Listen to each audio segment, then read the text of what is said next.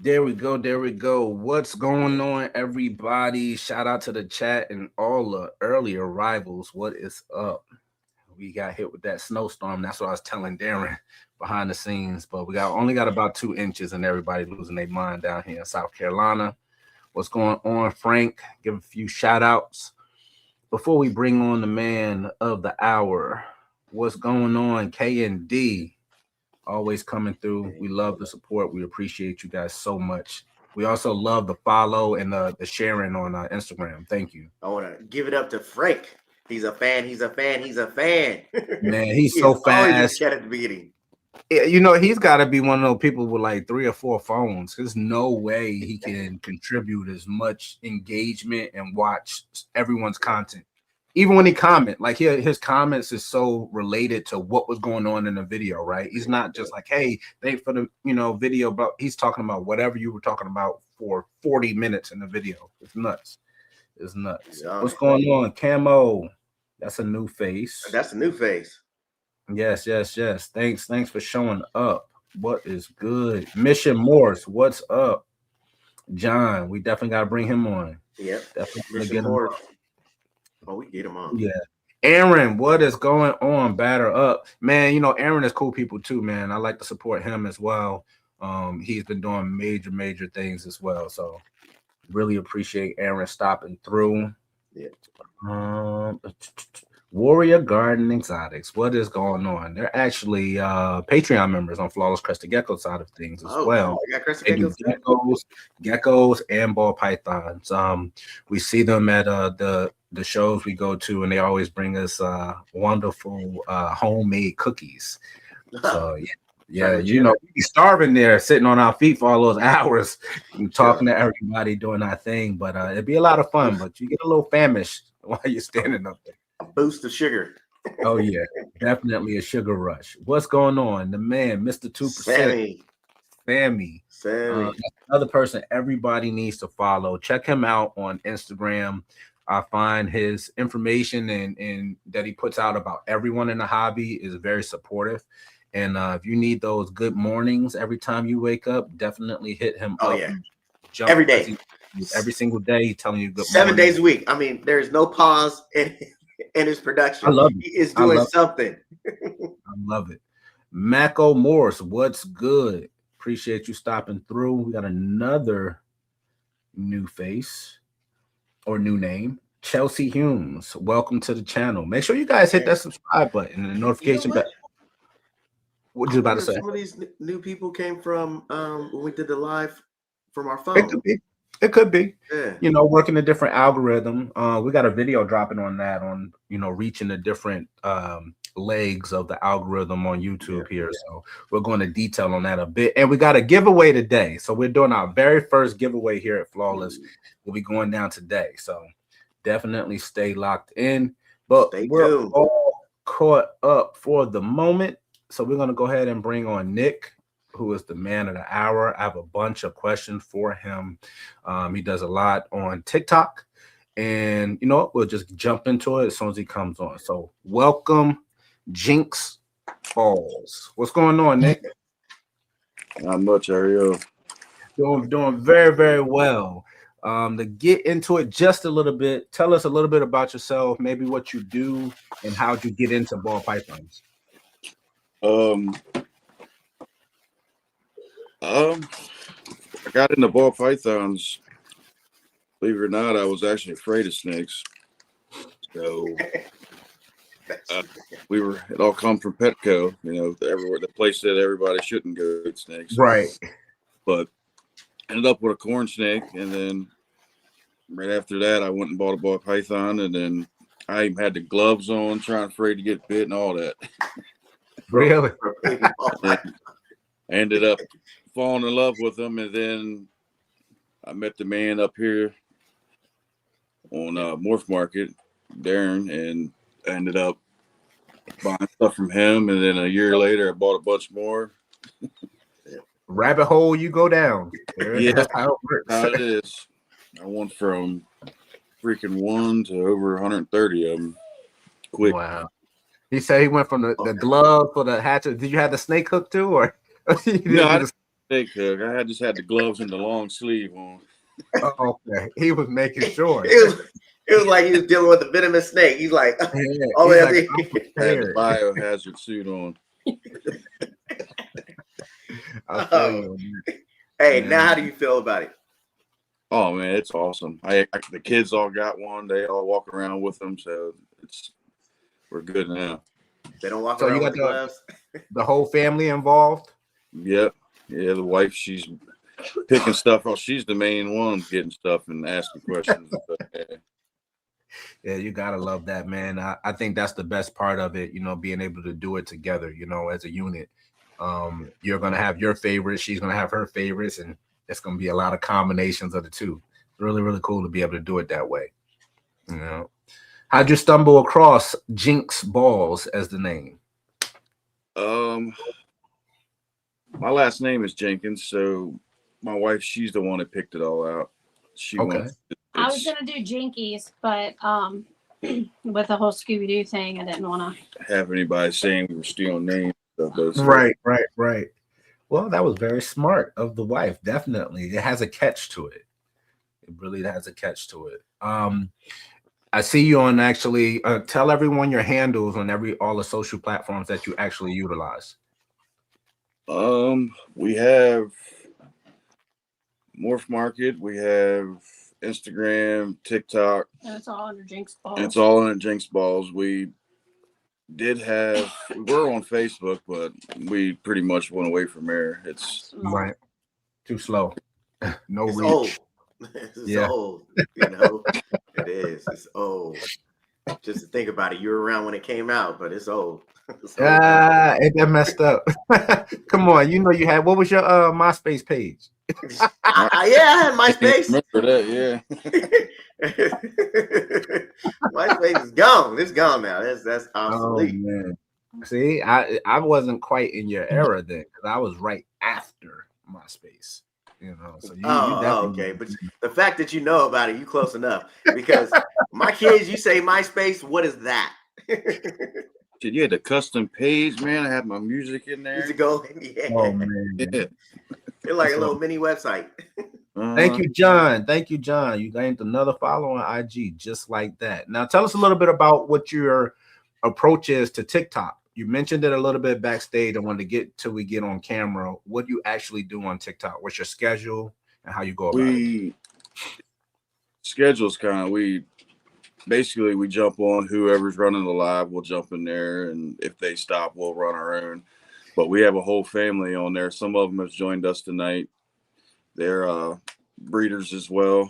We get on there. We do raffles. We ain't allowed to say raffles on there. It has to be a walk. But basically, we a whole lot of stuff. We do battles and stuff to try to meet new people. We've actually had people that's didn't have snakes and then ended up getting them because of us. Yeah. So we're trying to that's good. Yeah. open it up and get the community more involved. Wanting, because a lot of people, I believe, are taught to be afraid of snakes from their parents, and then I feel like if we can reach more people and get them to not be afraid and want them, we can open it up another area where people, stop it from being taboo. So since you are probably hitting a different generation too. You really got going. How long have you been from your very first one that you picked up to now? How long has it been? It'll be 3 years in March. Nice. Yeah. Nice. Well, I got her in the background. I don't know all this stuff. Hey, you started before we started. I love it. I have a big question for you. So in those 3 years, from the first time you have your clutch, because I was there when you first had your first few clutches, to now, what did you learn? Not to buy a homemade incubator for one. What was so bad about it? I think it was the airflow, but I ended up losing everything but one. Yeah. That sucks. It's oh man. I had 2 that hatched, but then the one sadly didn't make it. Yeah. Oh, that sucks. I need to be ears wide open. I just transitioned from the commercial side of the incubators to both my primary and our backup unit are now homemade. Yeah. So definitely listening in on that. But we try to monitor it as much as possible. But you think it was bad airflow? Yeah, it was a small wine rack. Yeah, and I think the temperatures kept fluctuating. Too much, yeah. Whenever the room temperature would change, they would change it in there. Yeah, we ain't got that issue anymore, though. We definitely changed that, and cost me a little bit, but it was definitely worth it. Makes sense. Makes sense. Yeah, because so you get more animals that survived. What was the turning point from keeping to starting to, maybe breed or just seeing what you can create? What was that transition like? Was there a transition, or did you literally get your first and say, you know what, I want to get more? Yeah. It's like, yeah, that was about it. We transferred from just buying whatever we could buy to and really. It ended up biting us in the ass later on. We ended up just buying a bunch of stuff and was like excited and repair this and that, and then you end up with a bunch of stuff that people already have Right. or no one wants, and then Right. you're taking up real estate with snakes that that you can't just throw out because you don't want it. You have to take care of it now. Mm-hmm. So, and with us doing that, we had a bunch of snakes that if you breed them, Darren really, pounded in my head that, basically make what you like, but, even if, people basically, how they say, if you build it, they will come, just keep adding and doing what you like. But also think about stuff that other people, basically would like. So you're not making a bunch of shit that's, like you said, it's going to sit there and oversaturate the market of stuff. And it really upset me because I bought a bunch of stuff, and then when I finally let him take over and send him my list of what I had, he pretty much told me to get rid of every damn thing. So, but it frustrated you, but you knew, you're like, you know what? He's right. He's right. And then now we're sticking mainly to like clown stuff that it ain't real high in the market, but everybody freaking, normally wants it. Right. And what's some the project that you said clown, are there other genes that you're working into that? What's some of your favorite projects right now? Favorite, the wife, she likes the champagne, so we're trying to work champagne and ghost in the clown. Okay. So hypo clowns and champagne. Champagne's been around forever, and a lot of people have kind of really, really shied away from it. I think because champagne is really powerful, but I think it's still a lot of interesting things that you can do with champagne. Especially with certain genes, will add pattern to it. When you do a combo blackhead and cinnamon, that'll add pattern to it. When you add inch into it, that'll add pattern into it. But if you do blackhead and possibly inchy and leopard in there, it's probably going to do something really crazy. Definitely. John asked, along with champagne and hypo clowns, what are you looking to maybe try to, if you're willing to release it, to put that information out there into the atmosphere? What are you looking to add to those combos to maybe kind of investigate what it'll create? That's honestly the wife's project. Me, I'm working on the clowns with the stranger, and I think I got pairing right now where it's the, what is that one up there? The black pewter champagne head clown head hyper. I got it from him. It's the pastel stranger head clown. I put it with that. Pretty much I got grails we're working on. Still growing up with the bongo and stuff, clowns. So I'm trying to get that up to size. But with her, I think she wants to add in, was it blackhead and stuff in that, or what did you? I'm not sure yet. I've sat down and thought about it, but I'm not 100%. Yeah, got you. Because I got we kind of I like the crazy pattern and darker genes myself. So my I did a what was it, blackhead Mojave head hypo to the pastel acid that ended up being, I'm guessing, ended up having hypo. So because now I got it. somehow. But we got lucky. Wow. I think we got lucky on that one. Yeah, that's major. You figure out you got recessives in there that you didn't even know was there, and you hatching out, you moving forward. Definitely generation, basically. Wow. It happens all the time. Are you doing anything else with the dreamsicle stuff? Yeah, she wants to add.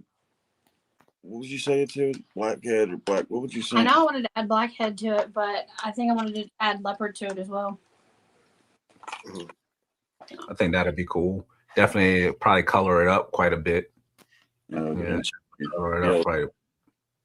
Now, in being so fresh into it and dealing with loss due to incubator airflow, and then let's say all the way up to having your first successful clutch, would you say that the good kind of outweighs the bad, or are they equally deal with each other, kind of wash each other out? At first, we had a couple clutches. Everything worked out good. It was fine. But then as we went on, having more and more clutches come, I figured you get your loss, but I feel like the good outweighs the bad, though. Yeah, it does, because there was, like you said, we had some surprises in there. I started to see what Darren was telling me about, how you get deformities. Sometimes it just happens, or loss, out of the egg. He was telling me that once you start having more clutches, you'll start seeing more stuff like that. And I didn't realize what he was saying until I started getting a few. Hey, take those notes. I take notes from them. We'll bump heads on things, and it's like, okay, some things you'll agree to disagree. Some things he'll be right on. Some things I'll be right on.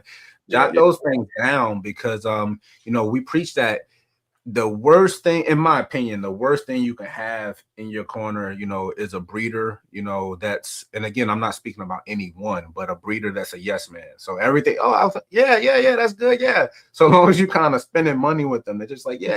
And that's not really where it needs to be. I'm hoping to be able to suggest, even to somebody that's previously purchased from us, another breeder that may have something that I don't have that my customer is looking for.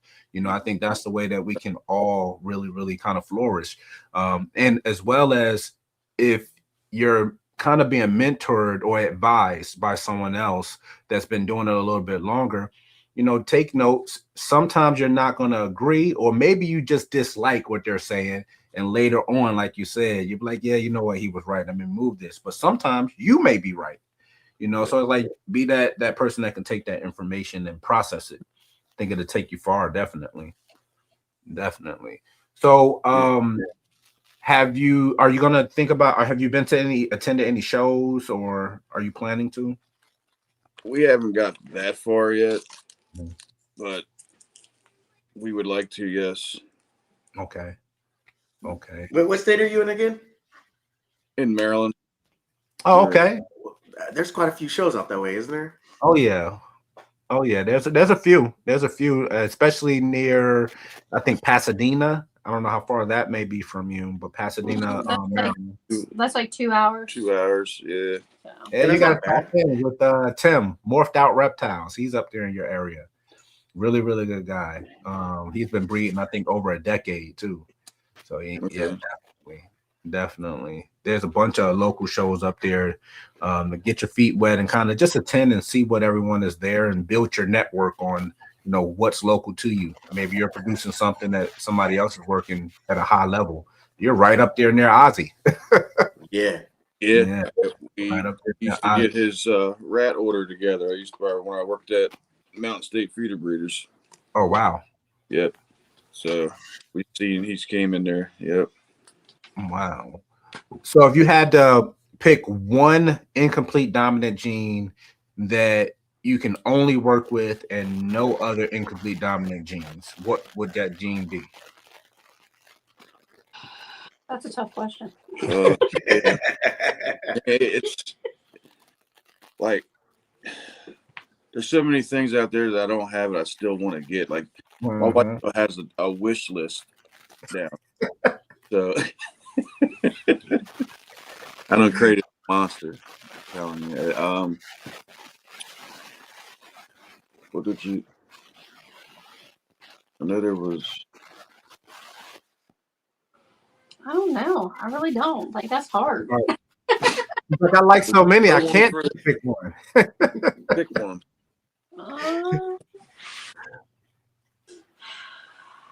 I know you mentioned Stranger, you mentioned Blackhead, Inchy. Probably Black. I know it's probably Blackhead. I got a couple projects I'm waiting on. I love everything. I want to try like super Blackheads. Yeah. Yeah. I got my Blackhead Mojave head hypo, and we got a male that's a Blackhead, Inchy, red stripe, double head VPI hypo. Yep. That I'm trying to put with her, and then I want to run him to my Scala's head VPI head hypo too. Interesting. How do you mentally balance looking at what everybody else is producing and comparing it to maybe say, or do you even compare it to what you're planning to produce now? Like, how do you deal with that? Because I find personally, I find that the industry or hobby itself moves so fast that it could be something that we're trying to produce now and somebody will be producing it right now. Oh, it's stressful. It's stressful. I don't think I'll ever be to where some people are. Right. So right now I'm kind of working around projects that people that are in my, I guess, range. Mm-hmm. So trying, working with stuff like that to help out people that can't afford the bigger stuff or, that are just getting into it. And that's one thing that Darren's taught me. Because there's a lot of people that when I started out just collecting them just to have them, they were friendly as hell. But as soon as they found out I was breeding, they, it just completely changed.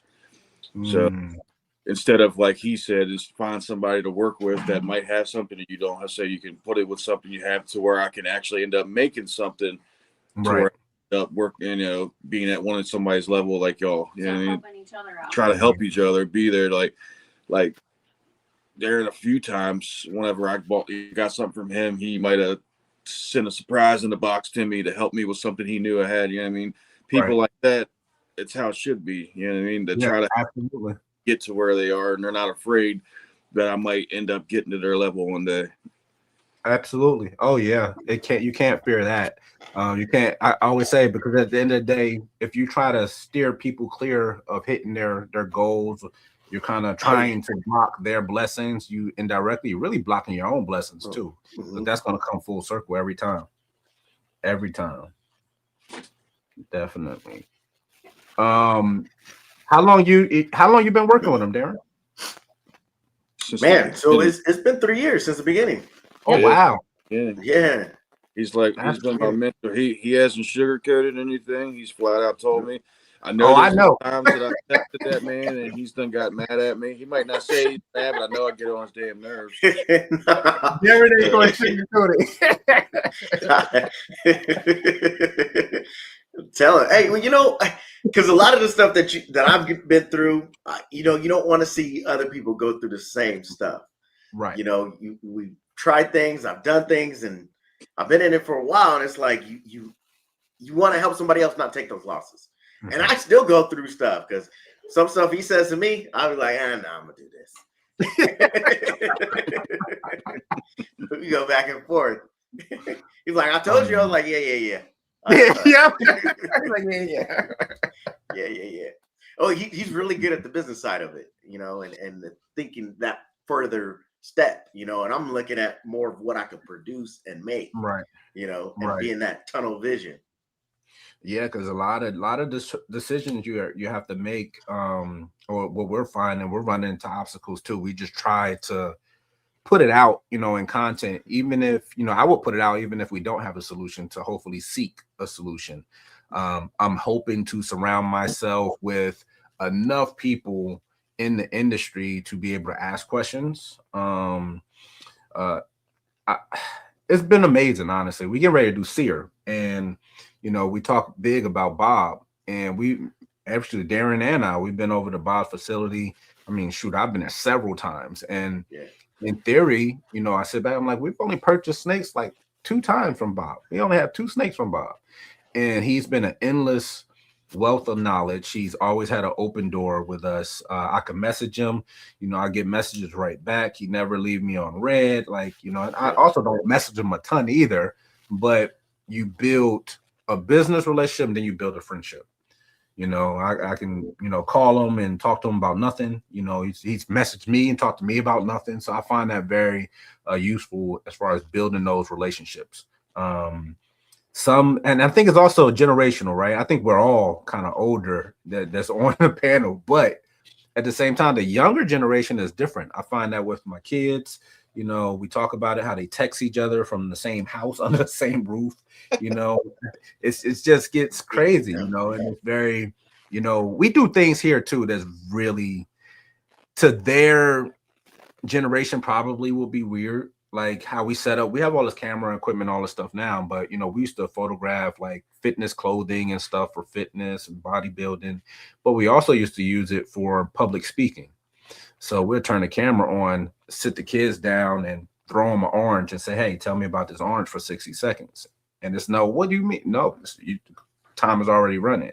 So just trying to get them to kind of think freely, enunciate, make eye contact, do all these different things that hopefully will help them in the future. But overall, for their entire generation, that's not happening.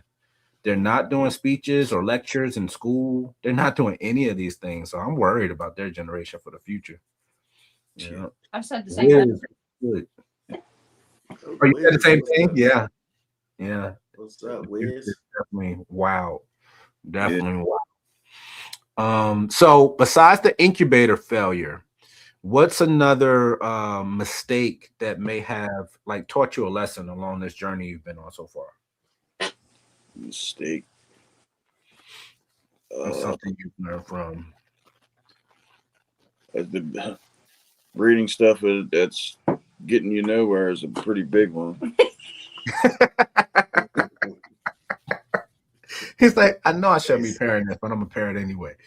Yeah, I mean, when we first started, I was so excited, man. It was freaking like, oh, I finally got it locked. And then afterwards, you're like, why'd you put that with that when you could have put this with that and they would have had this? And yeah, that's part of the learning process of what combos you really want to go direction. And I know this one of people are going to think that, why wouldn't you do that? That's dumb. Writing things down and keeping track of shit, because then you like have this clutch that comes out and the babies, you're like, what the hell is this? I thought I put nothing, So gotta get that time. Yeah, keep track of what you're doing. Make sure that you're pairing stuff that you got to think that if you're pairing it and it comes out and it's something that no one's really looking for, now you got to have that snake. You got to feed it. You got to house it. You got to bedding for it. You got to hold on to that thing for who knows how long, and all that money costs you in the long run. And if you finally do sell it one day, you done lost your ass. So you just think before you start pairing stuff. Definitely. Yeah. Now that's wild. That is a big one.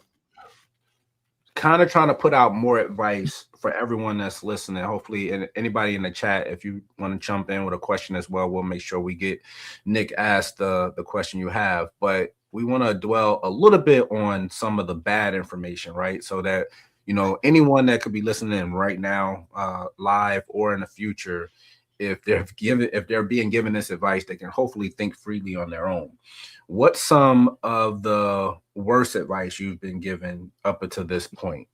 For example, when we got started, we were told, then as soon as possible.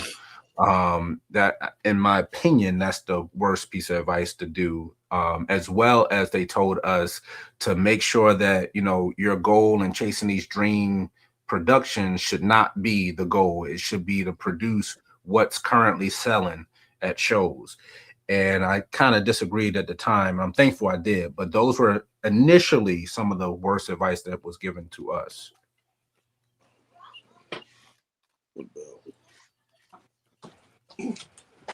Sorry. Are you good? Worst advice. Man, doesn't really go along with the breeding part, but like the worst advice I think we've ever gotten was listening to freaking the pet stores when we first started. Like everything downright wrong. red light clear, all that stuff. It's hard because I got lucky when I started. I didn't have to ask a bunch of different people. I got my stuff straight from the man up here, Right. Darren helped me all the way through it. He didn't steer me down nothing wrong. He told me straight out the way that I liked it or not, to the point where even he done yelled at me because I always was picking them up, looking at the snakes when they were breeding. He was like, less is more. Leave him the hell alone. Like, I got lucky when I started. It's hard. That's a hard question. You know what I mean? Right.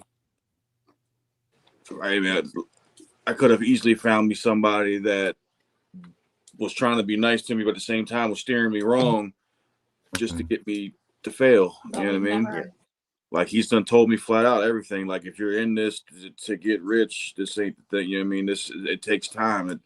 It's not something to get. A lot of people. He's done told me a lot of people get into this thinking they're going to get rich, buy a bunch of shit. And he said, just wait. He said, I'm telling you, you'll end up finding people that sell their whole shit for cheap. And I found one of those at one point. Like it does. Everything he told me was right.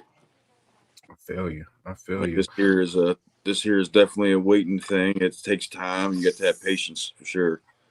Welcome, hell coil pythons. Why do breeders talk crap about other breeders? I can only assume and make assumptions. We literally have zero issues with anyone, but I think a lot of it is ego. A lot of the time, I think a lot of it is ego. A lot of it is competition. Like they're on the same level. Yeah. Well, even levels don't really matter to me. It's the projects that you're in. Okay, you produce something a little bit before me. Okay, but what's going to happen is that over time, sometimes they might not hit stuff that you already hit. So there's no reason to even be in competition with anybody. I don't know why they do that. It's kind of crazy. It's very hard. I think as well, because again, we always keep saying we're still new. We take a lot of the information we use from flawless crested geckos, but the same thing applies there. I mean, pretty much like my bro, like one of my best bros in the entire hobby, in my opinion. I mean, he's at the top of the iceberg, which is Brian at Altitude Exotics. I mean, he clears millions off of crested geckos, and a lot of his business advice and things that he do, we may do differently. And there's been plenty of times, endless times, I've asked him for advice on different things. And for me, I sit back a lot of times where he'll ask me for advice, and I'm like, man, you're joking, right? And he's like, no, I'm serious. So there is competition, but I do feel that there's a healthy competition, and then there's an unhealthy competition. And he and I, we always talk about it. We compare sales. We compare our approach to what we do on the gecko side. How much marketing dollars you put into a certain area. So there's ways that you can compete and for it to benefit all parties.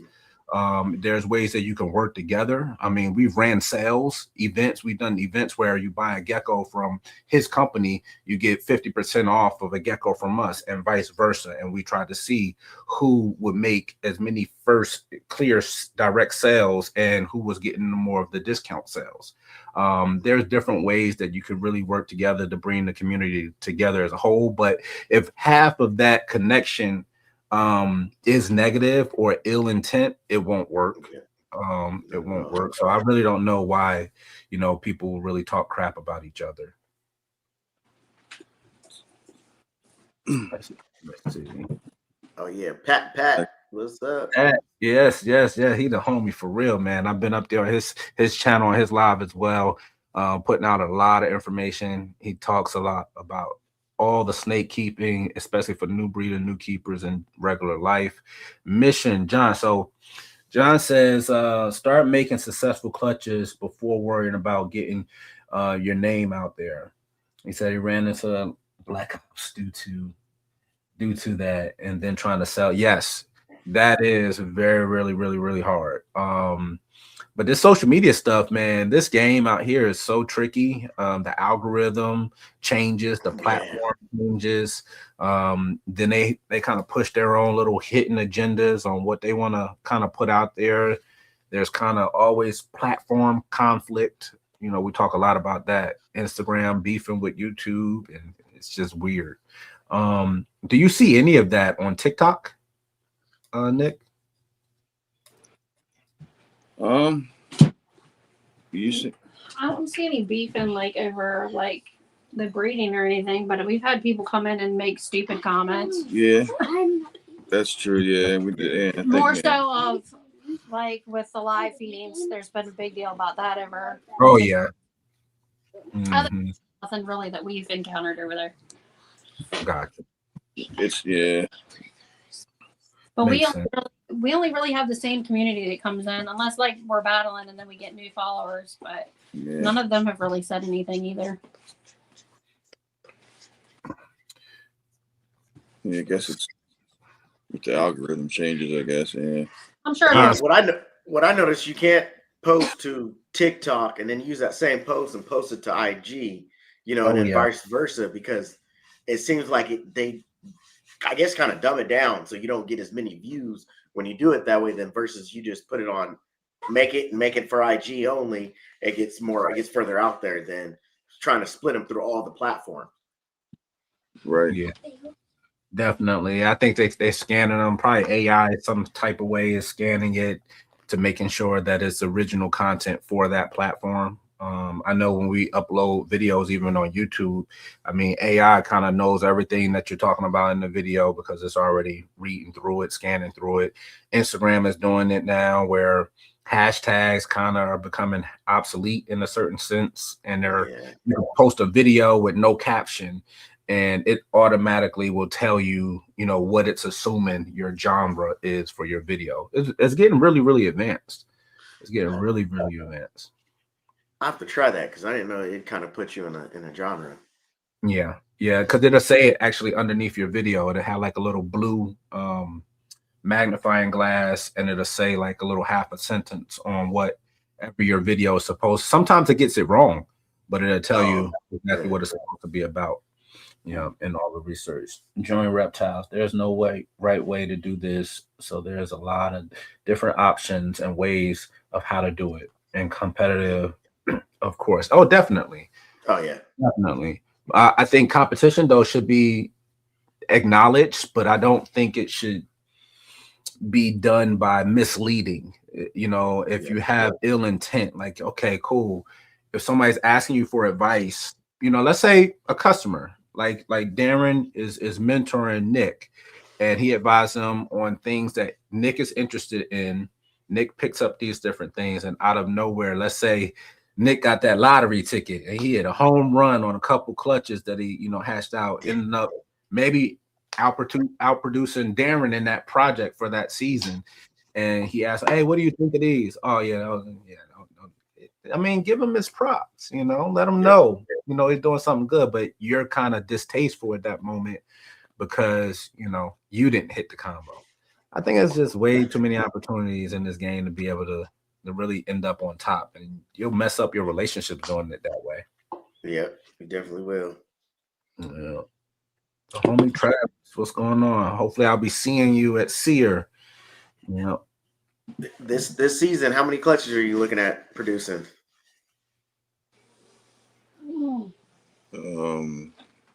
We got one in the incubator right now. Yeah, I got one. Yeah. What's the parent on it?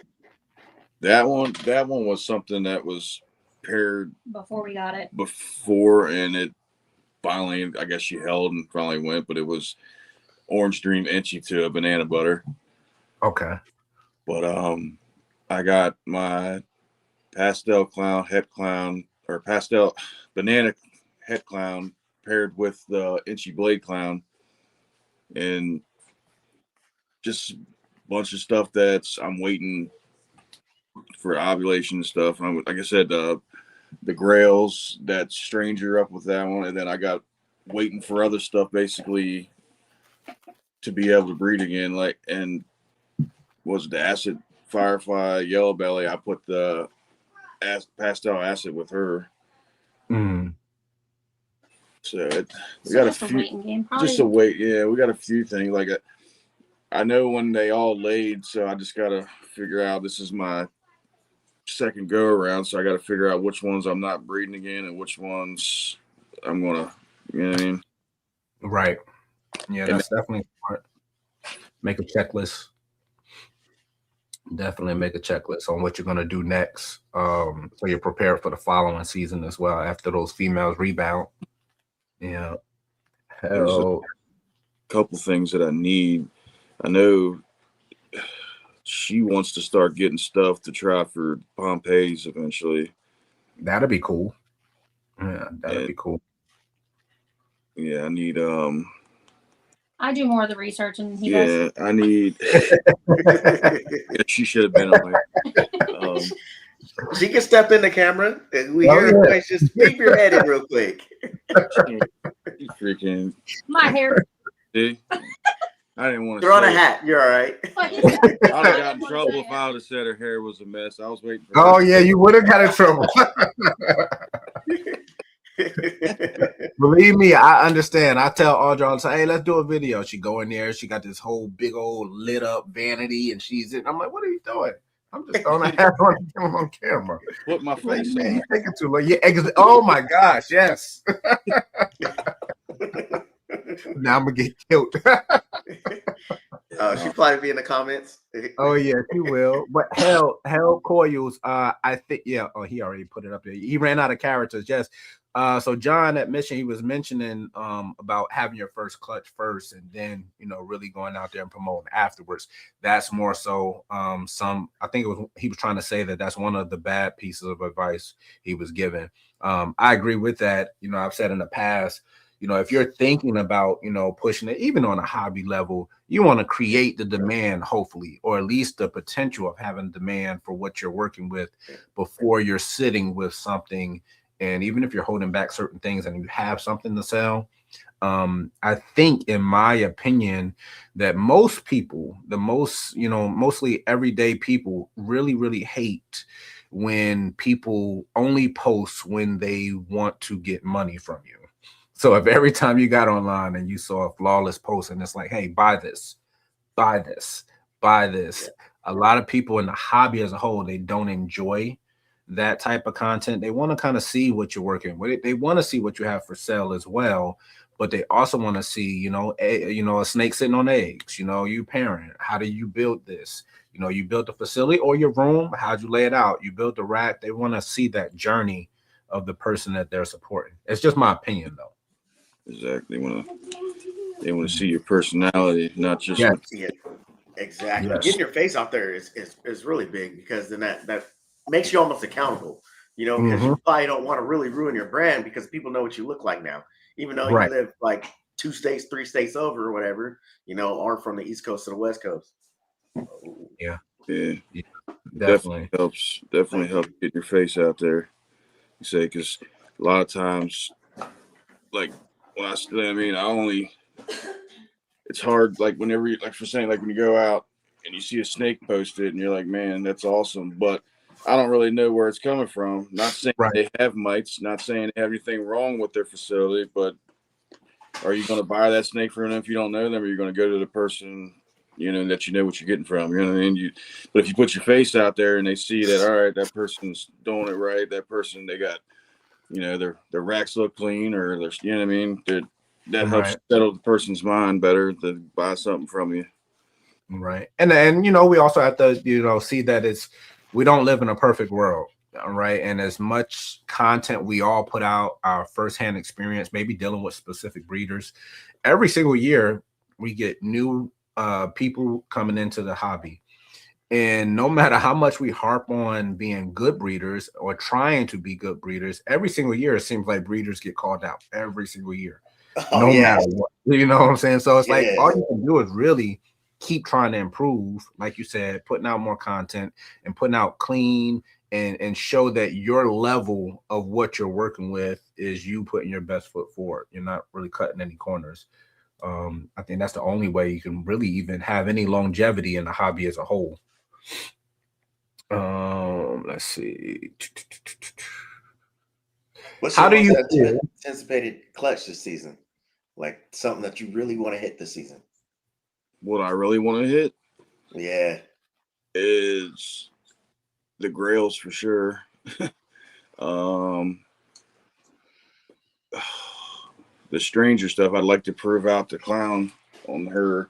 Oh, I forgot I got the lace head clown paired with the banana pastel clown, so I'm trying to prove out the laces. She got the head clown in her.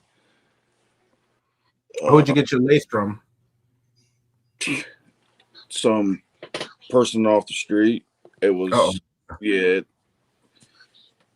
Like I said, it's one of those things that like I don't know. I didn't know the person, but I took it from them because rather it be with me than them.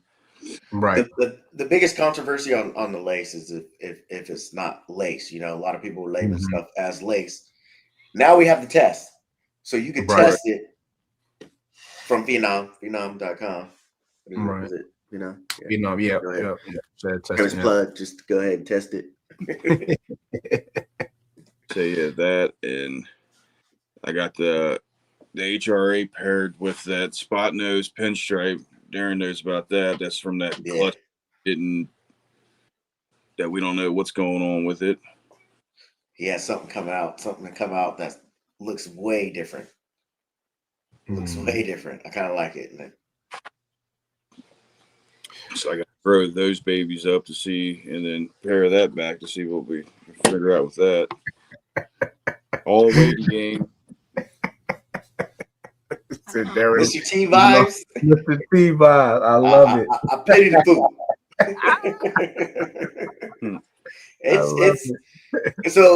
That tells you your age right now. I'll just put that out there.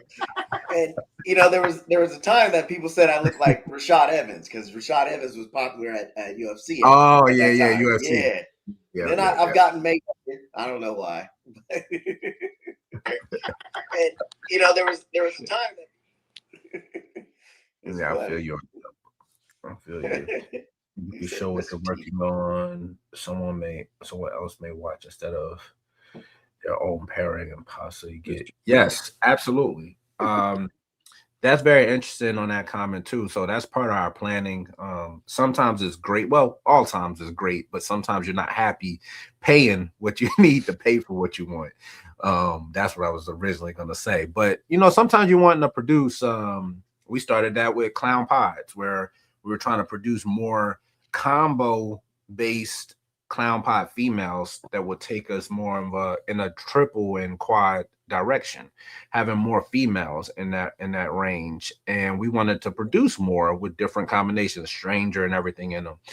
Along the way, we missed the very first season on 2 of those clutches, and we ended up having to double back and go and buy females that we were looking for. So it does suck when you miss the odds. There's kind of a weird area to be in where do you try again or do you buy forward? So we gotta set more so like a price threshold on what you're willing to spend in order to buy forward, so you can work past the next step. Do you find yourself setting any type of guidelines on your pairings that you're doing? Like some of the pairings you're doing this season, if and it's hypothetical, your plans may change, but if you miss on hitting something that you were going for, are you against or are you for in the off season going and purchasing what you were trying to hit? I'm not against it, but we don't have much funds. Basically, what I'm saying is to work to do stuff like that. If we did have the extra funds, I wouldn't be. I would definitely be towards doing that, just buying what I needed to throw, and then so I can have the extra jeans and already have what I'm trying to hit. But if not, I would breed again, and I also to have that, like what you're talking about, seeing it, to have the chance to hit in what I'm working on. I like to buy 2 or 3 of what I'm trying. For example, from Darren, I got 2 or 3 females to help me my chances of hitting grails and stuff. Xanthic clowns. I have I think it was 2 or so or 3, whatever, double hits, and then a visual and a hit, whatever, VPI, just to give me more of a chance to hit on it. Oh yeah, so, increase your odds, definitely. Right. And then I got 2 female leopard double hit VPI pods that I'm trying to make leopard lightning pods with. So whatever it is, yeah. So I'm trying. I just buy extra, whatever it is, to try to get my chances more. Makes sense. But the more stuff that you get closer to your goal and what you hit, it's going to be stepping stones to help you move forward, because you have more of those animals to sell, you know, and then you kind of buy it forward from there. Yeah. And I also breed a few lower end things to people that I know that will go quick, that'll help fund what I'm trying to work on, like BALLZ, certain kind of pods that people like those were the things that flew off faster than anything what we made. Like my BALLZ, as soon as they took their last meal and ready to go, they were both disappear like a fart in the wind. They were gone.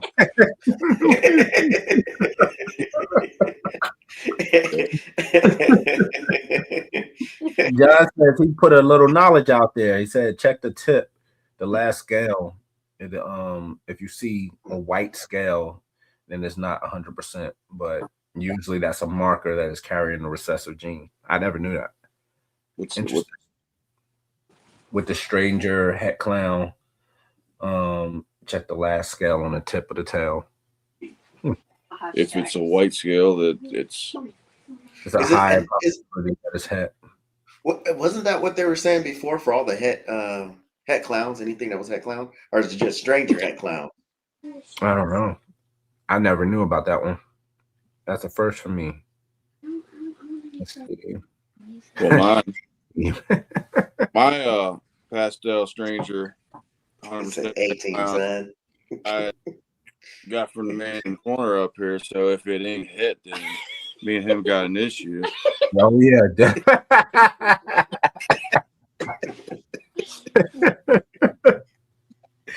Oh man. Yeah. All the stuff that look, how fast did it take you to hit the dreamsicle? Exactly what I was about to say. My man told me that it had that in there, and I hit 3 of them on the first go. So that's nuts. I told him, what he says. And the stepping stone that he took, it was like I gave him the insight. Okay, you go opposite on each side. Turn around, he hit him, and it took me 7 years. 7 years. 7 years. And he's like, first season, boom. He's like, I hit 3 in the clutch. But how many were in that clutch? There was 4 eggs, 3 were freaking wow dreamsicles, and 1 was a lavender albino. Yeah, that's a home run. Yeah. Yeah. I done fell and landed on a horseshoe. I'm like, I had 9 eggs and I only hit 3. You needed to go buy a lottery ticket on that one. Yeah. I think that's more her, man. I ain't got no luck. Exactly. Hey, she's part of your luck. Get it, rubber like a genie. No, I told her, I said, you sure you want my last name? Because I'm telling you, that's what the Jenkins comes into. It's Jenkins. Oh, that's perfect. So once you become a Jenkins, you're done. Oh no, that's messed up. Hit Jenked balls. Yeah, perfect name, Jenked. Perfect. You're prepared to freaking hit your toe on everything. It's happening. Oh gosh. So are you buying rodents? Are you producing your own rodents? I breed rats and ASFs. Okay. Awesome. Way to go. Yeah, how long you been doing that, from the beginning, or you just started recently? So that was, I didn't want to, but the people that I was working for breeding rats, they're good people, but it's like one of those things that they always think someone's out to get them. So if you make one mistake, they're at you. So they forced me. I ended up walking out because we got in an argument, and then they cut me off from getting rats, so I couldn't feed my animals. So I was like, I had no choice. So I was like, you know what? I'm tired of looking everywhere. I'm tired of having to figure out the money for the prices because how high they are sometimes. So we did our own thing. Thank goodness that our snakes didn't have to go without, because the guy up at the pet store, he'll actually take snakes and trade us rats. Yeah. So oh wow. Yeah, that's one thing with my buddy up here owns a pet store. If I have anything, I can put up and sell at his store too, or wholesale him stuff, so I can get rid of stuff that Right. That helps a lot because having somebody that you can wholesale to certain byproducts is big. Even the biggest breeders sell snakes like that. Definitely. So we'll use this point now to actually go ahead and do the giveaway. This is the first giveaway we're doing. Let's see if I get this all working really quickly. This is for the YouTube membership here. They've changed some things on the screen. Let's see. Present. Let's see.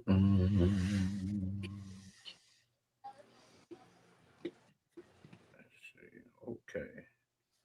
There we go. All right. So we have 3 entries. We got the homie Fred at MTZ. We got Cold Fusion and Crimson Coils. All 3 entered this go around. I believe we're doing 4 giveaways this year. Actually 5, because we're doing a giveaway for 3 This is all the people that subscribed, right? This is from the YouTube membership. This is from the smallest family membership. Yeah. And let's see. So that's pretty good. Let's see. Great odds. Oh, yeah. And Crimson Coils.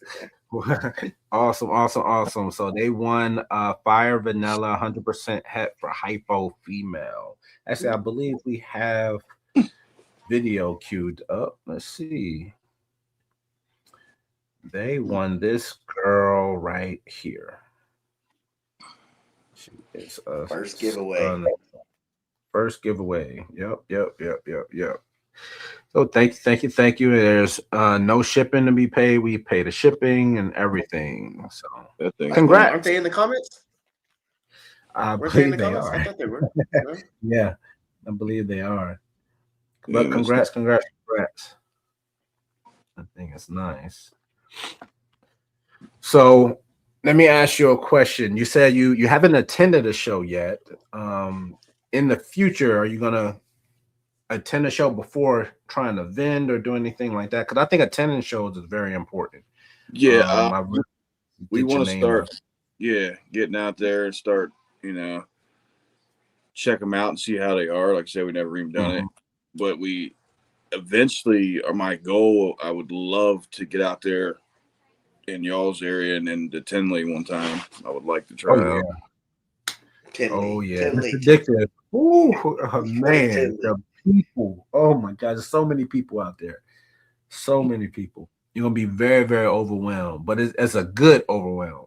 Yeah, quite the experience. But if you could get to the one that's like 2 hours just to go check it out, just to walk in there, and look at how some of the stuff is, and then hit Tinley, you'll see. Just to go. Definitely want to look forward to that.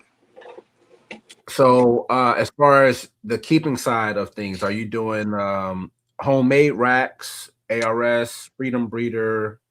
I have ARS. I have, what the heck are those over there? Nothing's homemade. They're all, I don't know. These baby racks over here might be. I know we got some sea serpents, and then those there are animal plastics. There's 2 tall ones, and I think those 2 ones over there I gave $150 for both of them. Yep. The lady gave them. Yeah, they hold, what is it, 12, and then the other one's 24. Yep. Awesome. Now having a little bit of a mixed keeping. Now, do you prefer a type over another, or it doesn't really matter to you? What the racks? Yeah. We started with glass tanks because that's what everybody said they needed to have. But then as I did my research, they live in a hole in the ground.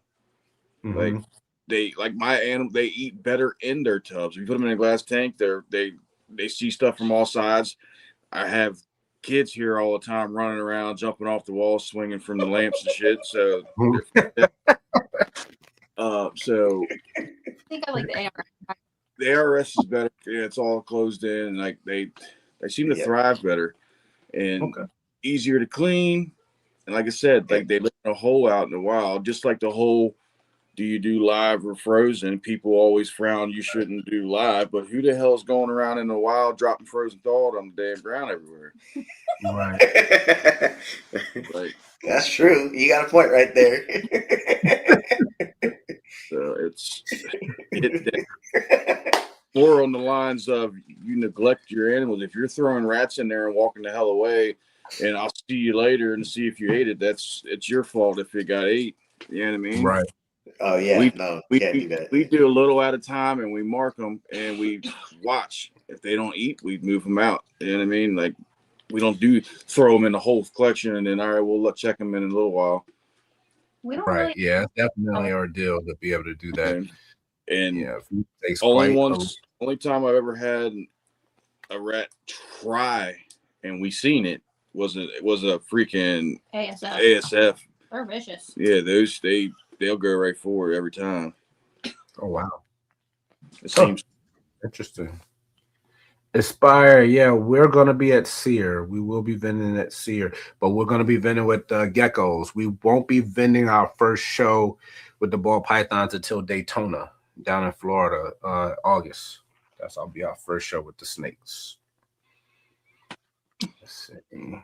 So that's interesting. You said the first was an ASF that kind of was interacting in a manner where it was attacking your snake. I've heard a lot of people that say their experience with ASFs is they kind of just pick a corner and wait to get ate, pretty much. Yeah, no. So that's interesting to hear a different experience. I've heard that a ASF will go for meat faster than a rat will, and that's wow. Interesting. Yeah. I mean, ASF, like not saying I do it. I mean, I keep on their food and their water, but if they go any water or food in there, they'll eat their own. You know what I mean? So yeah, they're cannibals. I don't know about y'all. I've seen people putting their hands in with their ASF. I won't. Those little bastards bite the hell out of you, and they do.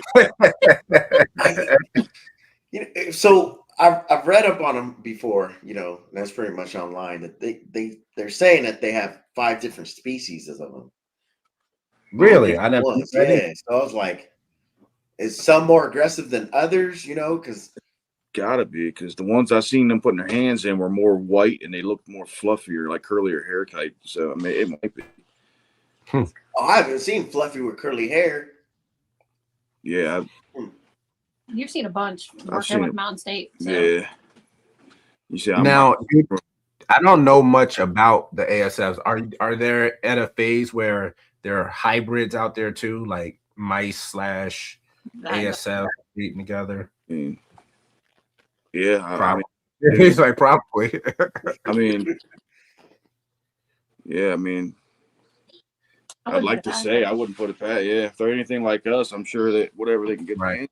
I mean, Darren, you had ASF or fancy mice for a while. Do you see a difference in stock from what you're seeing and maybe other people that you went and saw? No. Well, anybody over here started running with the same stuff, so it's all the same over here. So what, stock with what, the food? No, with the same starting breeding stock. Yeah. Or the ASFs. Okay. It's all the same stock from up and down here. I know over this way it's harder to get ASFs. Yeah. Yeah, I know around here it's hard. That's why people don't like to feed their stuff because once they get hooked on. But I rotate. I do 1 week ASF, the next week I do a rat. Yeah. Makes sense. So in your experience so far, what's one of the genes that maybe you've seen, not necessarily have to produce, but that you think is underrated? Underrated.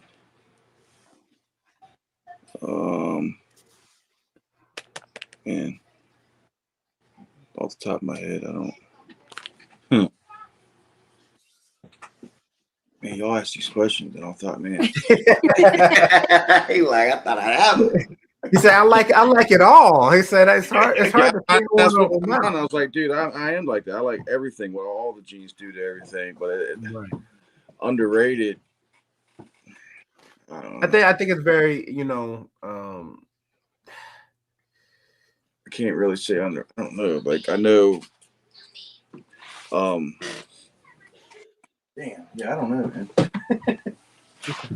I can tell you genes that I don't seem to care much about is pinstripe. Pinstripe. I don't really care for pinstripe myself. Pinstripe. So if you don't care about pinstripe, what do you think of monsoon? See, I know, and that see, then you got to ask that now. Now I look dumb now. I like the busy pattern, but yes, it's basically like it's just a super on the freaking pinstripe. Right. I don't know. I think pinstripe is one of those very, very strong visual genes.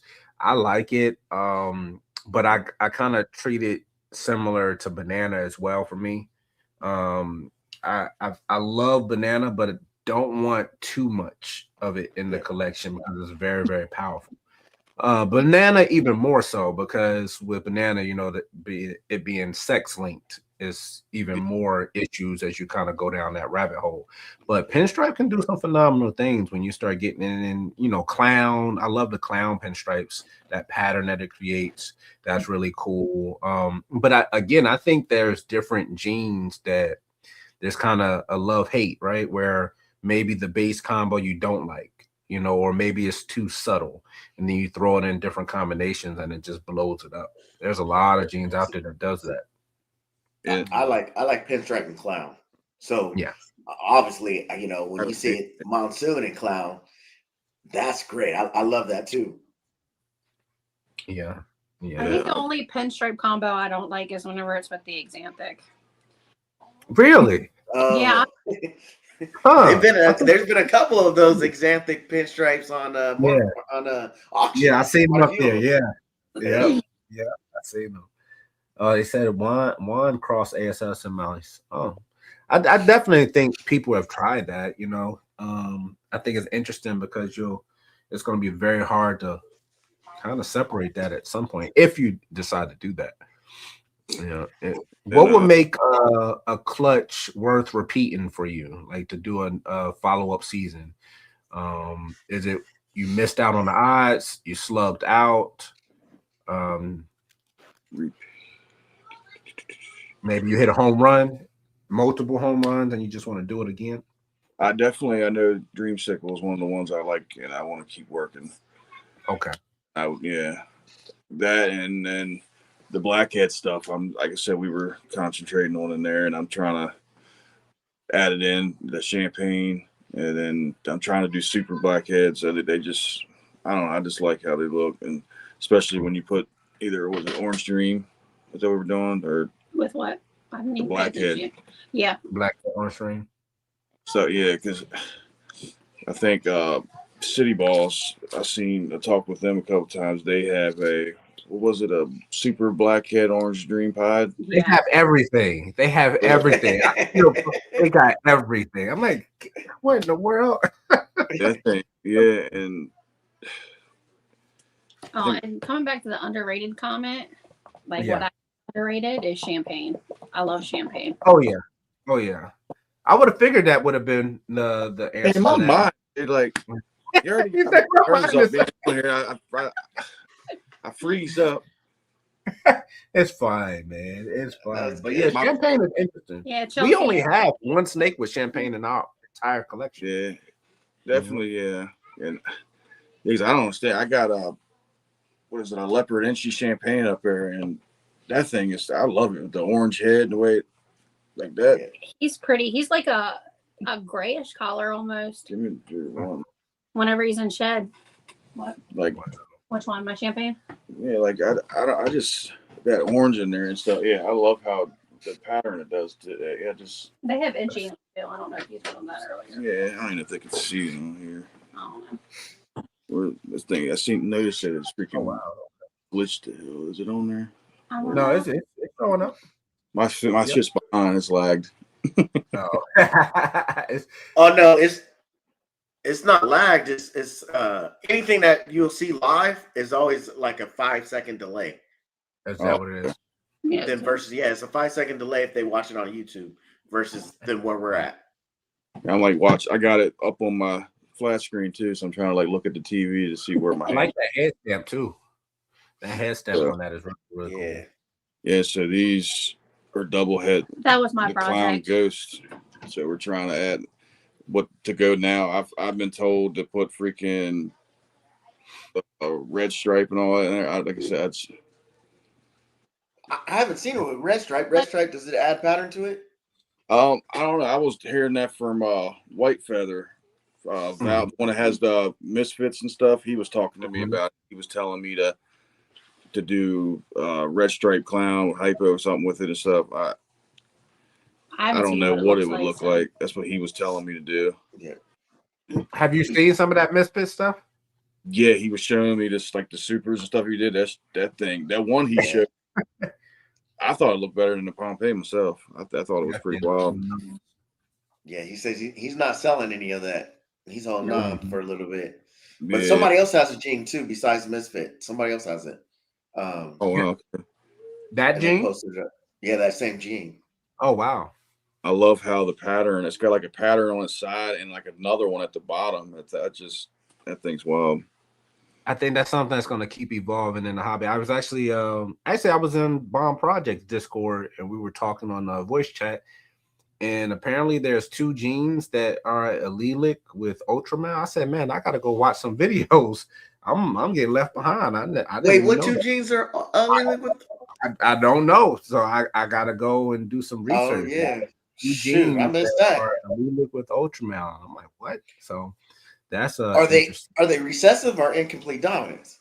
I would assume they would have to be recessive if they're going to be allelic with it, but I don't know. I'm gonna do some research on it. I'm actually gonna call KG on that too, because I know he works Ultramel pretty heavy. So to see all these genes and the new information that's still coming to light now in 2026, we're still finding all this information. I'm so like, acid and red stripe might be allelic. Lace and GHI are so-called allelic, right? Right. Allegedly, yes. Yes. Those are some of the new ones that I've learned. I was like, I can get it out. I'll have to ask that after, because I know that's a whole thing on its own. Lockheed and Jet. Oh, shit. Yeah. I didn't know recently until freaking Val told me that the hypos freaking, when they shed out, there's no pattern on the shed. I didn't even realize that. I've never paid attention. Yeah, he said yes, you'll know pattern on the shed. Now, so, he said whenever it goes out, there'll be no pattern. He said they're trying to prove out the het hypos do the same thing. Huh. Oh, wow. That would be crazy. Oh, yeah. Especially if the het hypos do the same. I didn't know that either. Yeah, that's what they're trying. He said they're trying to prove out now. Yeah, this thing's some shit. I think that would be kind of easy. I guess it would be easy to figure it out for the people, especially if you have 100% hets. And didn't you hit 2 of them? Yeah, the other one's out of shed. Yeah.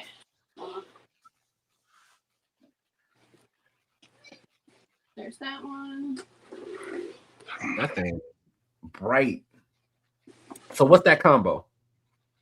This here's the one where we did the Blackhead Mojave head hypo to the pastel acid that ended up, I'm guessing it's hypo in it too. Well, he's definitely got it. Yeah, the whole clutch ended up being pretty crazy. Here's this one. Still trying to. It sucks because I try to show Darren them sometimes on the phone to see what he thinks, but his phone doesn't do anything justice. It's doing that snake right there, Justin. That looked good. That looks good. I think there was blackhead in that pairing, right? Yep. Yeah. Mm-hmm. I think that has the ringer gene in it. Ringer. Yeah. I'm pretty sure she was possible ringer. Yeah. Wow. Wow. Yeah, they ended up pretty. Yeah, man, the colors on the TV is freaking wild. Yeah. I'm like, I don't know what it look good over here. I'm gonna start posting them live on my TV and taking pictures. Yeah. That shit. That was good. That's just nice. Join reptile. Thank you. I knew I could count on the chat. That's what I'm talking about. What's that? And then freaking this is the one of the ones from that thing that we thought mystery that plex. And belly pattern crazy. Yeah, that's from the that was from the spot nose pinstripe to that VPI xanthic scaleless head. Jeez. They're 100% het for VPI xanthic. Yep. Now is that one scaleless head or no? Nah. The because I know it messes with the pattern and stuff too. Mm-hmm. Yeah, I think that's what say we just got to be freaking. He's got them all direct over his tail. That looks like scaleless head right there. Yep. Is that one's scaleless head, isn't it? Yeah. Yeah. Like I said, how the hell does that come out? Like I said, it almost looks like the HRA kind of. The pattern, yeah. Yeah, messing with the pattern too. And then the head stamp on the one is freaking crazy.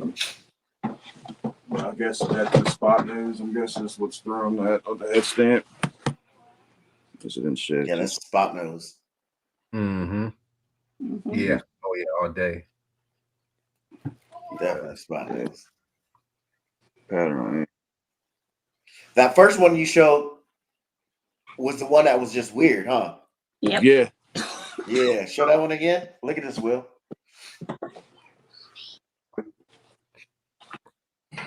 So remember, we just looked at a spot nose. Yep. Mm-hmm. And then this one, I'm like, I don't know. Show the head stamp. See, it doesn't have the same head stamp, so like spot nose or anything. So I was like, I don't know what that is. Yeah, it's like I said, that's something new. The belly's crazy. The belly is crazy. That's what really throws it off. And what do you have at play there? What's the mom and dad? The mom, like I got both of them from him.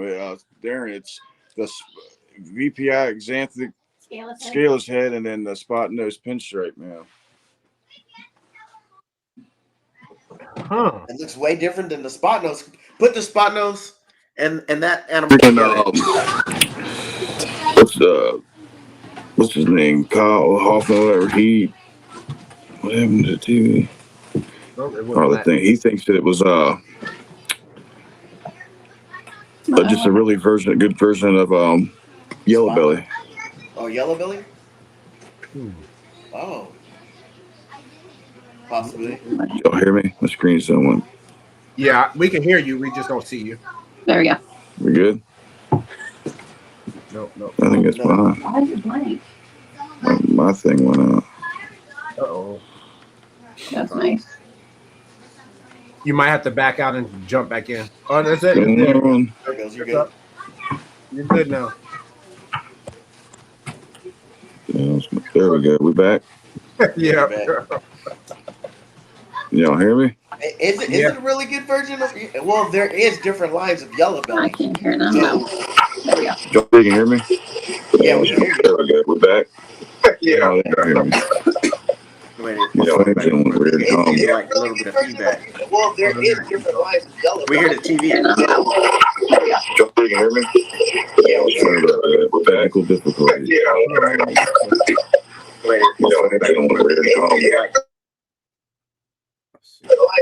hear the TV.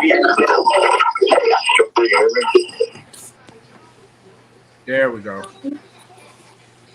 Oh, okay, it's gone. All right. Yeah, it's going now. Oh, you know what? He might be right. Mm-hmm. Is that Yellow Belly? But I didn't see it in the male. You didn't see it in the female, so. Yeah, that would have to. You had to shed test that one. Yeah,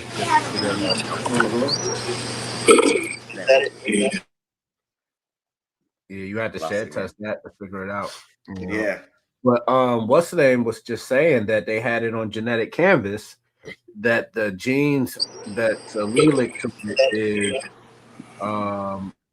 Russ and Masai. I never even heard of them, so I got to do a deep dive research on that. That looks what? That's Rust is Aurora. That's his gene. It's Rust. Really? And then who has Masai?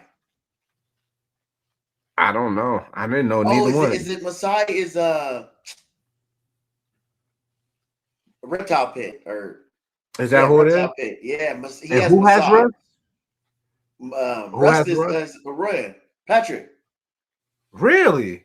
Yes. So he showed the gene off on a live on his Palm Street. He had a Palm Street going on, and then he was like, "Okay, I'll auction one of these off for like $5,000, right?" Mm-hmm. You know, Palm Street, you're not gonna bid on it. But he was like, "I'm gonna show you these animals," and Rust looks a lot like it has like more of like a monarch look. Mm-hmm. It's like a little monarch look, right? But it's different. You can definitely see that. Different.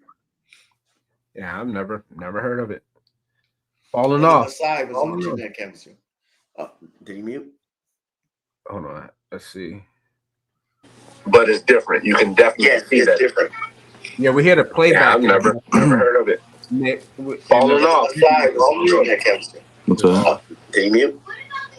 Hold on. I'm trying. He may have to back out and come back in. Oh, Aura. That's Aura. What was confusing me. Like, Aurora, what did I say? Aurora. I'm like, who is Patrick from Aurora? I know who you're talking about now. I don't know, even though I said it like that, but yeah, Aura. Oh wow! For anybody that wants to know, this is the shirt. We got it right here. Sorry, Aura, sorry, Patrick. Let's check on Nick. All right, come through. I can hear him, but we can't see you. Can't see him. Video is back out. Sure, zoom in there. But you can't hear them. You can hear you. No echo, but the video is out. That's the Bambino guy. No, I don't think Patrick's working with the video's good now. Just turn it sideways and you good. Patrick has Rust. Bambino is the same reptile pit is the guy that has Masai. Oh, there you go. It turned and it right there. Boom. There we go. We are back. Yeah. It's all good. Been there, done that. It happens. When you go live, it happens. Oh yeah. Mm. It happens. Can you still hear us? Over on the side. I don't know if he can still hear us though. Let's see. Oh, you can't hear. All right. Back out and rejoin. And that should fix it. Back out and go back in, so you're gonna have to. Yeah, rejoin.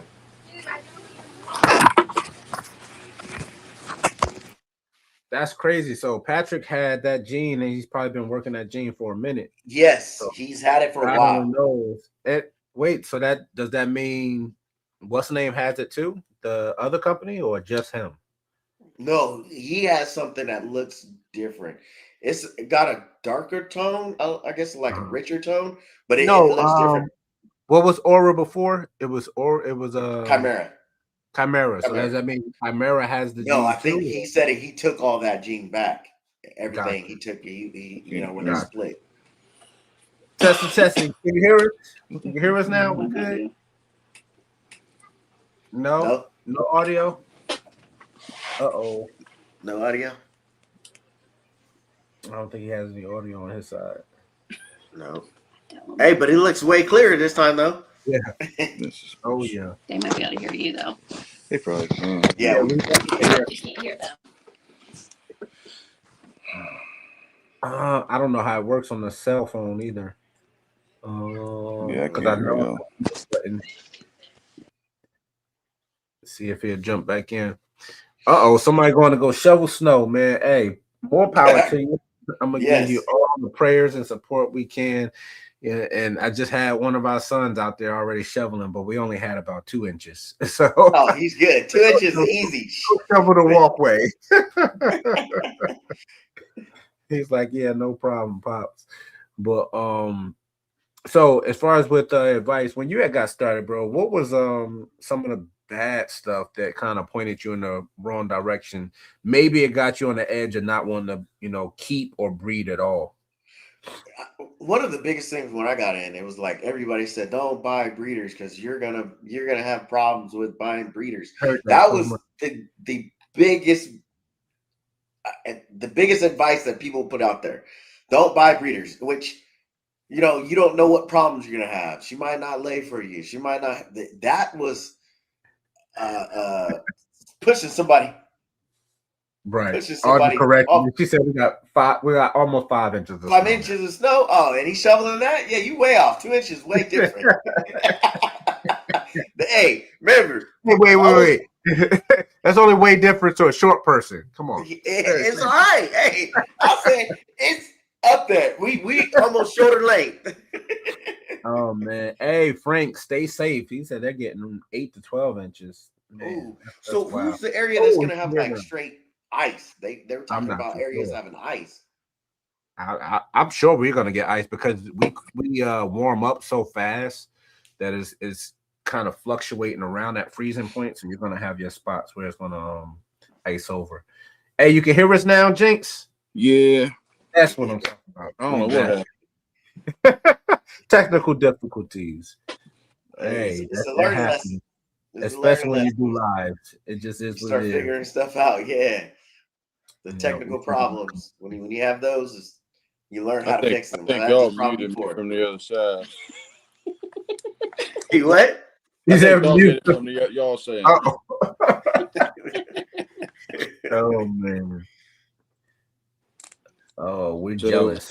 Sunny Florida. Oh yeah. Do y'all? I had a question for y'all. Did y'all just stick with snakes, or do y'all try to do other things too? Like I know Darren had his those are the geckos. Crested geckos. Yeah, Darren did that for a while. You done with the geckos, right? Done with the geckos, but I have tokay geckos still. Okay. Well, I just didn't know if in the industry if it's good to have a variety of different stuff, or is it just to work with one thing? I think a lot of people will say it's good to have different things. We started with the crested gecko, so we're 9 years in breeding crested geckos on the flawless crested geckos. That got to start us into the snakes. As far as going beyond what we're working with now, species wise, at a breeder level, I would say we're probably not. I will say that we're probably, when we get into our next property, we'll probably get into like the water snakes. What do they call them? The elephant trunk snakes, but more so. I heard they stink though. Do they? I gotta research that, but I want to get that as like kind of a display in a big fish tank, and not really breeding them, but more just enjoying it. I'd love to have like a awesome setup for like a black dragon. Nothing to really breed, but just a keeper as a large lizard species. More so pets. Outside of that, the amount of work and effort it takes to really, in my opinion, for the breeder business, it's difficult. It's difficult to take on new species. But I think it's you can really win by kind of diversifying your collection with different species, as long as you're focused on what you're working with. What you're thinking about adding? He's all Crebo. I like curious. I like Crebo. Mm-hmm. I like Crebo. Wait, I got enough pets actually. If you think they're rats, they're technically pets, and dog, and I got sugar gliders, so we got enough. I was just curious if it was, That's funny because that's one of the things I've wanted, and we can't have them here. Is a sugar glider. A sugar glider. Yeah, they're really cool. I got a male and female out there. Oh wow! Traded them do you hold them? Yeah, I hold them. I want to see one. We've never had any other species on here. We haven't. We want to see one. I always want a sugar glider. Bring me those gloves. I can't get them on my hand because I just got them. The lady traded me ball python for the 2 and the cage. They won't walk on my hand. They'll only go under the glove. And it ain't nothing to be afraid of, so don't even go there.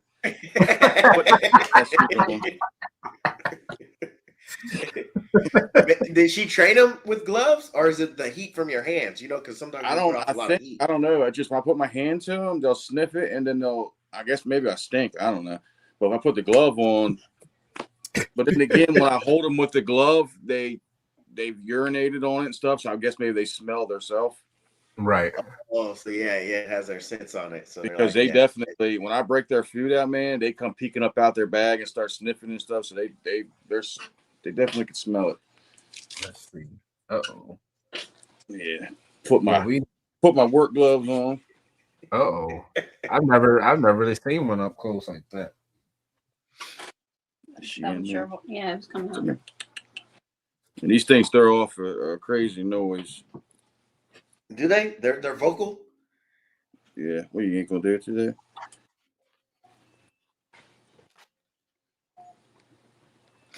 Oh, I'm over here. Look, already urinating on me. I think you do that just to do it. Yep, it's about to poop right now.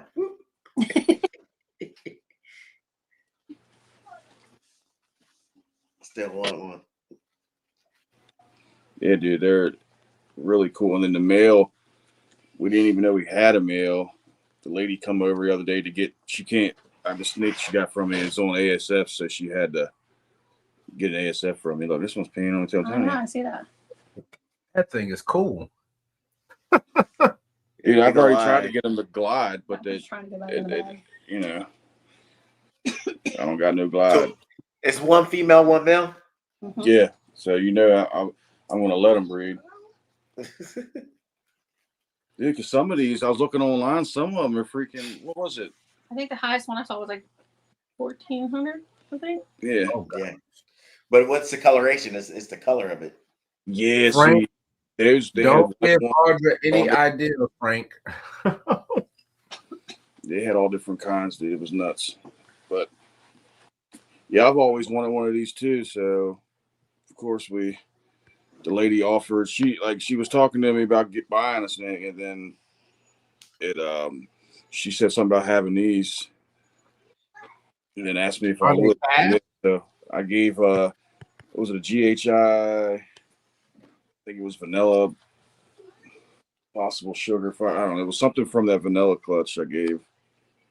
Do they spook easily, or are they fast? Or oh yeah, they're definitely fast and they spook. Yeah, because I'm surprised they're not doing it right now. But normally they'll jump off and take off.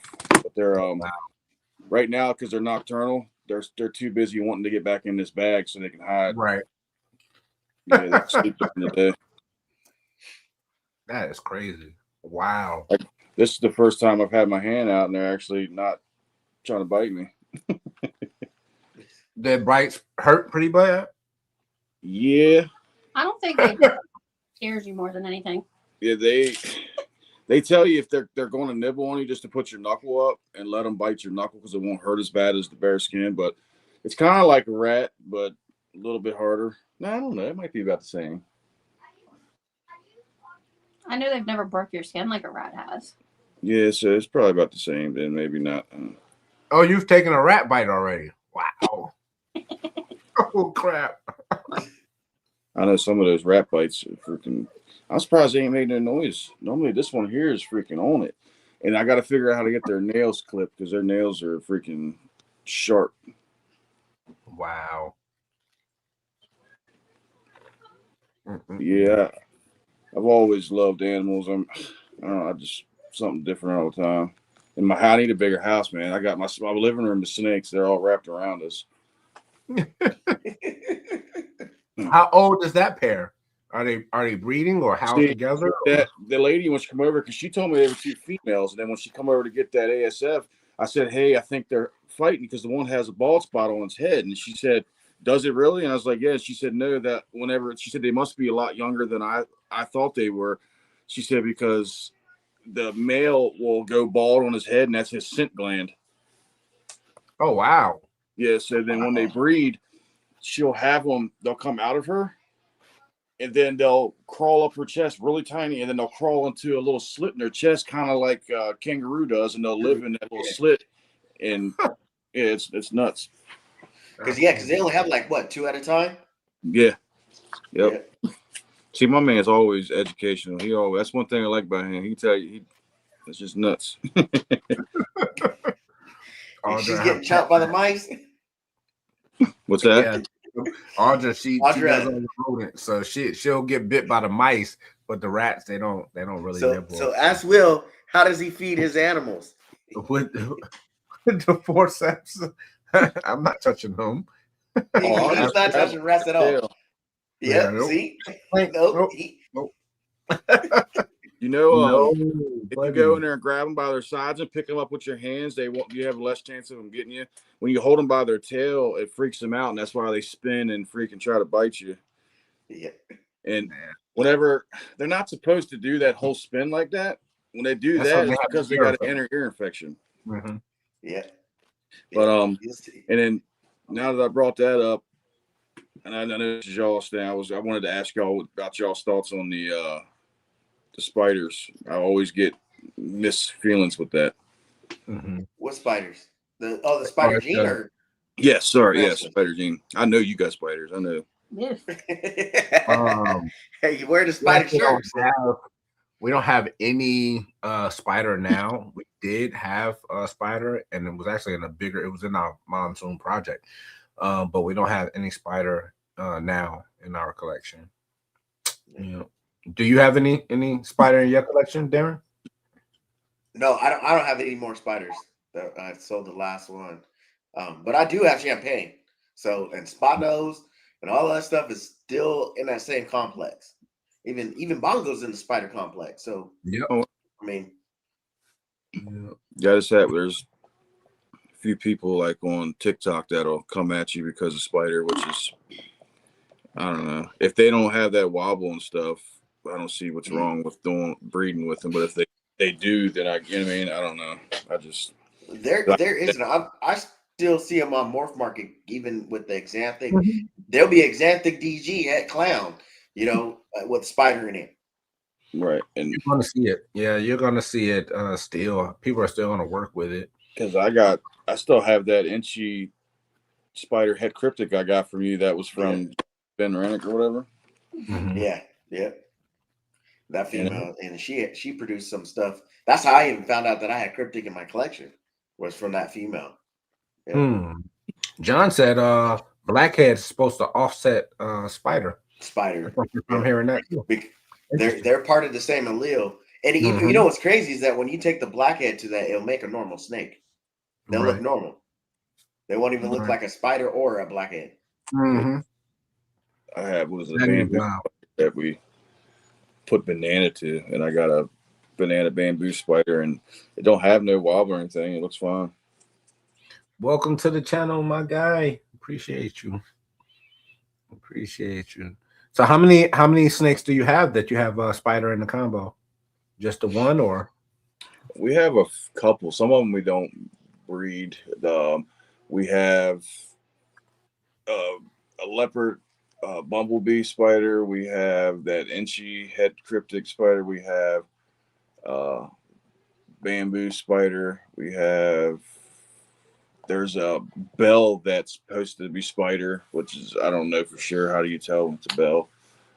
You can't. It's a nice snake. I don't so much think she has spider in her. I think blind. She's blind. So she does the wobble a little bit, but she's And then I have another. Actually, that's not a spider. That's a pinstripe. But And then my wife, of course, has her special babies that she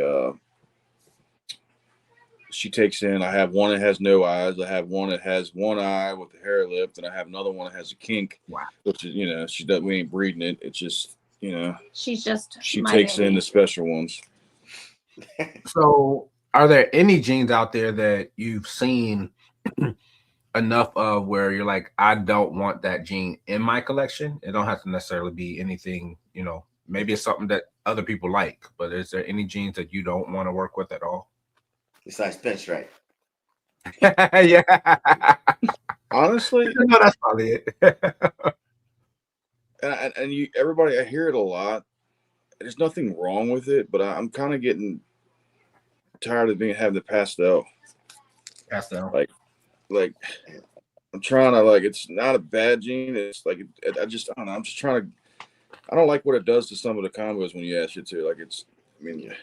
My opinion, but yeah. Well, a lot of people are starting to see that because it's one of those things that it pushed forward, but people didn't like it in clown.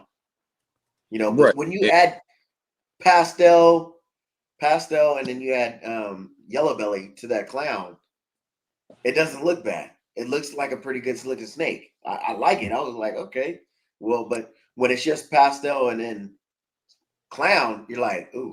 And as it ages, it doesn't age well. Right. That's why as babies in clown, they look amazing. Yeah.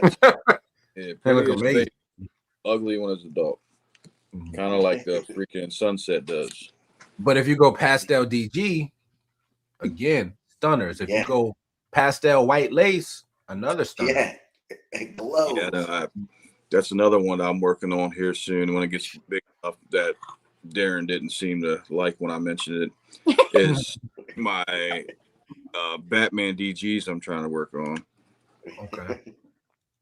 The only reason why I even said that is because once you add the leopard into the clown, after you do that with the Batman and you add all the Batmans together, it still looks like a Batman. You could add other genes. Even what I think we've seen a Cosmos Batman, it still looked like a Batman. That's been my conscious way. We have some Batman stuff and been working on those combos, trying to pull that out. No matter what you add to it, it's still going to look the same. It keeps giving you that Batman vibe. Yeah. Gotcha. Even they made DG Batmans and and then they add something else into it, and you add another gene into it, still looks like a Batman. But again, but that's where you got to be creative. There's genes that you can take away. Let's say you take leopard just out of that and add something else and start building from there. There's still so much. Because I got a female leopard clown het TSK that I wanted to find a male spot nose het TSK clown for. But I got a lot to work on. I need more genes, and they're kind of, with all the kids and the bills, it's kind of hard. So we normally, our time of the year is tax time, which is, I'm sure a lot of people do. Right. Absolutely. But also, you are growing into your collection. Then your collection growing into you. So when you add another snake, it's not as much than when you turn around and add 60 at once, and you're like, okay, it's overwhelming. So you're growing into it at a pace that you probably don't want to, but it's probably good for you. Right. Yeah. So I normally hit him up around this time of year, Darren, to see what he's got and what he's working with. Which some of the stuff he's working with is a little out of my ballpark with the extremist gene. Oh yeah. But dang, that gene, boy. So he got two of them. He got a male and a female. And when I first sold them to him, I was like, okay, these ones are a little bit darker. I was like, all right, but I put them in a box. Man, he took another video of them. Things is bright. Right. I was like, Don't you hate that? Like blackjack, no trade back. Yeah, and right. Dude, I've sold a couple, and then the people like on TikTok, they show them on the video, and I'm like, man, I wish I would have kept that shit. Where's your following on TikTok? What how many followers are you at? I ain't many. I've gained a lot from where I was. I was only at like 100, but now I'm close to 1,000. So it's slowly getting there. But you know, hey, it takes time. You got to take your wins though, man. You know, don't talk down on it. Everybody started from somewhere. Watch, by this time next year, I'm sure you're gonna blow that number out the water. You're being consistent on your content, your lives, everything you're doing. Just don't see it as a, you know, oh, I ain't really doing much. You're doing big numbers, because at the same time, a lot of people aren't doing anything. They just, and that's the hardest part, right? Trying to communicate, tell people to do social media, whatever that means for you, just apply yourself. But a lot of people feel that they want to do it, not sure how to apply themselves. But at the same time, while doing nothing, they're still upset that they're not growing. And that all sounds crazy. And it's like, you got to do something. So you're getting it done. Yeah, if you're getting in this business to try, like everybody that does it, I mean, you can't tell me it's just a hobby. Like you're breeding all these, you're doing it. You might not want to become rich with it, but you're doing it for the money, basically. I mean, there are some people that do it just because they want to, you know, to see what they can make, but they tell you're not for money, they're lying, basically what I'm saying. But what it also comes down to is you need to feed these animals. You know, you're producing more. You can't keep everything, so you do have to sell, no matter what. If you say I'm gonna keep it all, you can't. No, absolutely not. And then, unless you have a big enough place to add more freaking racks to, but you have to get your face out there, because you're not going to just say one day, like some people do, like you were saying, how you have some babies at this season and then you start posting for sale and then you disappear again. Like you're never, like people, like I said, there's never, you got to make a name for yourself, or no one's going to, like, if not, if you have something for sale for the same price as this guy does, who are they going to get it from? They're going to get it from the guy that they know and it's been out there, that people see him. They're not going to go to this guy here that they don't know. Just, you know what I mean? Which it's definitely, it's important to get out there for sure. Yeah, that's just to keep your name out there. Like you said, don't just show some babies when they've hatched, show the process. I always take pictures of when they lock. I take pictures of when she has on the show. Like I go along with it, the ovulation. I show all that. I might not post it all the time, but I definitely take pictures of it. But you're already on it. You're already playing the right play. That's the right game to play right there. Before you know it, you know, a lot of those people probably watch you grow on TikTok. You know, you'll have those followers that are there that will watch you grow and see. Even if they don't say anything, we all watch a lot of that stuff.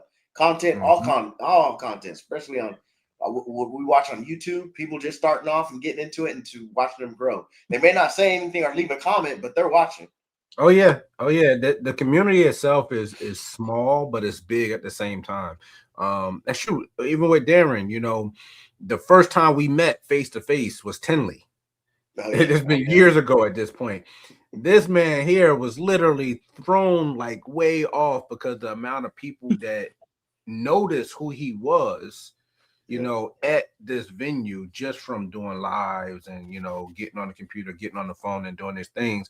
And again, he downplays all of it. He's like, man, it's whatever. I'm like, bro, you got to take off with this stuff. And he finally like really took it on and built that network, whether it was with Wiz, whether it was with KG, like everybody, and bringing everybody together.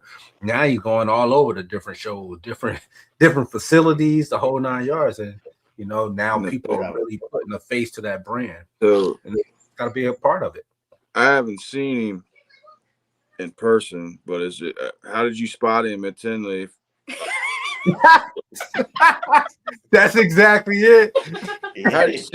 Audrey was killing me too. She was because we were taking pictures and everything. She's like, "Why you leaning down?"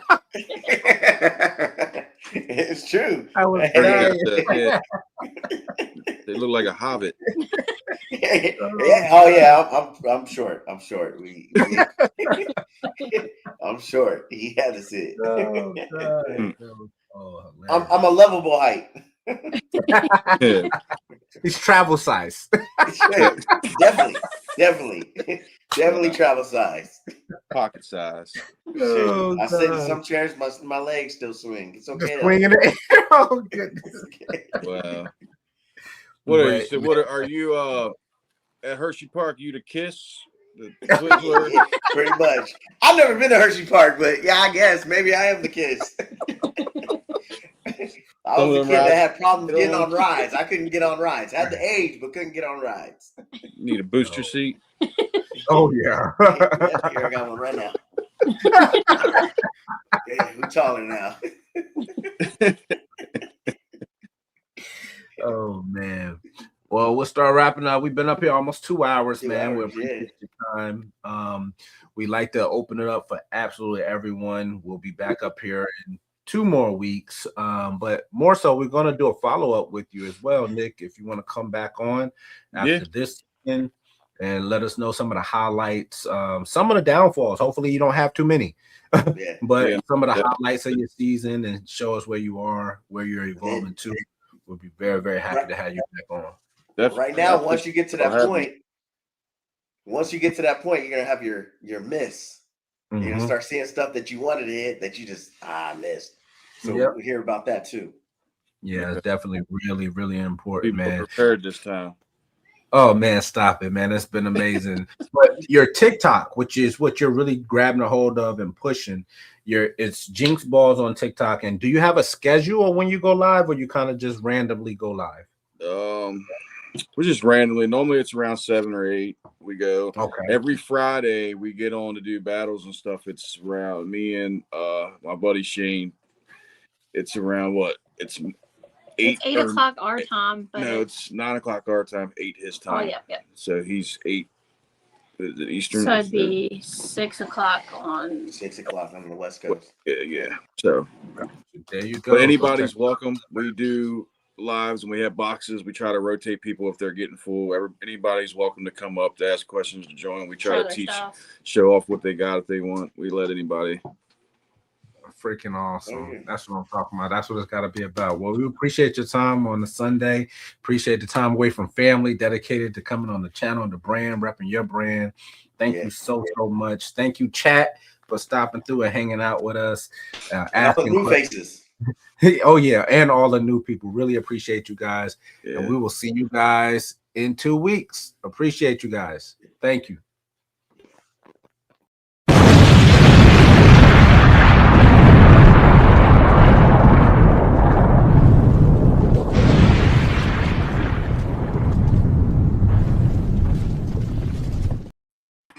Told you.